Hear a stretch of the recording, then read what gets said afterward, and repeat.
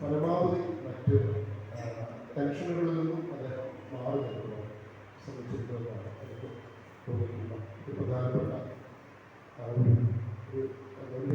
ഒരു വ്യക്തിയെ നമ്മൾ അടയാളപ്പെടുത്തുമ്പോൾ നമ്മളിലേക്ക് പെട്ടെന്ന് വരുന്ന കാര്യങ്ങളുണ്ടാകുന്നു. അതിലൊന്ന്.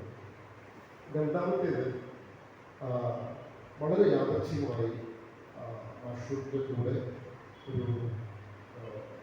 ഒരു നേപ്പാൾ യാത്ര ചെയ്ത് അവസരം ലഭിച്ചുകൊണ്ടിരുന്നത്. വളരെ അപ്രതീക്ഷിതമായിട്ടാണ് അവർ അഭിപ്രായം വന്നത്. ഒരു 5 പേർ ഒരു വാഹനത്തിൽ സാറിൻ്റെ തന്നെ കാറിൽ നേപ്പാളിൽ യാത്ര ചെയ്യും പറയും. അതിലൊരാളായി 5 പേരെ അന്വേഷിച്ചു. അതിൽ കൂടുതൽ പേരൊന്നും വേറെ വാഹനത്തിന് മുപ്പത് തയ്യാറായിരുന്നു. ഒടുവിൽ 4 പേരാണ് പോകാനുണ്ടായിരുന്നത്. പ്രേംചന്ദ് സാർ, ഞാൻ, മാഷ്, പ്രധാനമായിട്ടും ഡ്രൈവർ സാധാരണ. ആ ഒരു 18 ദിവസം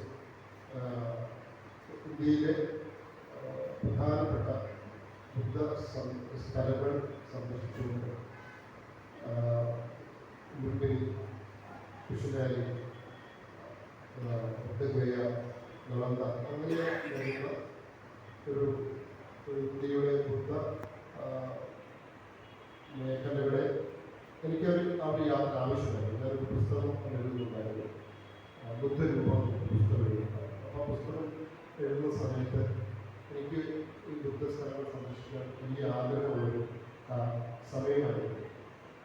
എനിക്ക് തോന്നുന്നു അതിന് ഒപ്പം ഒരുപക്ഷെ എനിക്ക് പിന്നീട് മറ്റൊരു വേർപാടിൻ്റെ ഘട്ടത്തിൽ ആ ഒരു യാത്ര, ആ ഒരു 18 ദിവസം നീണ്ടു നിൽക്കുന്ന ആ ഒരു യാത്ര എഴുതണം എന്ന് പലവട്ടവും തോന്നി തുടങ്ങിയിട്ടുണ്ട്. ആ ഒരു സന്ദർഭത്തിൽ ചില ഫേസ്ബുക്ക് കുറിപ്പുകൾ മാത്രമാണ് അത് ചെയ്തിട്ടുള്ളത്. ഏറെ വളരെ എപ്പോഴും ഉണർന്നിരിക്കുന്ന ഒരു പ്രകൃതി. ഉണർന്നിരിക്കുക എന്ന് പറഞ്ഞാൽ ഉറക്കം തന്നെ വളരെ കുറവെന്ന് പറയുന്നതാവും നല്ലത്. ഡ്രൈവിംഗ് വലിയ താല്പര്യമുള്ള ഒരാളാണ്. എന്നോടൊക്കെ ഡ്രൈവ് ചെയ്യണം എന്നൊക്കെ പറഞ്ഞിട്ടാണ് പറഞ്ഞിരുന്നത്. കൂടുതൽ സമയവും മാഷ് തന്നെ ഡ്രൈവ് ചെയ്യാൻ മാഷ് തിരഞ്ഞെടുക്കുക ഡ്രൈവിംഗ്. അങ്ങനെ ഒരു സാഹസിക സ്വഭാവമുള്ള ഒരു യാത്ര കൂടിയാണ് പോയി നടത്തുന്നത്.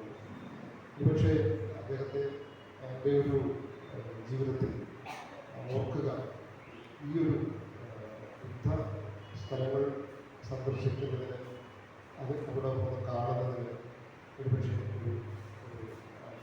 മുന്നിൽ ഒരു അഗ്രഗാമിയായി മുന്നിൽ സഞ്ചരിച്ച ഒരാൾ എന്ന നിലയിൽ ഒരു ജ്യേഷ്ഠ സഹോദരനായി തന്നെയായിരുന്നു കാണുന്ന.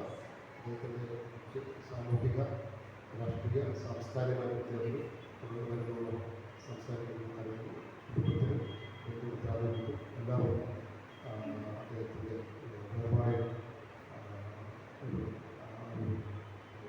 ഇതാണ് ദുഃഖം പങ്കുവയ്ക്കുന്നു.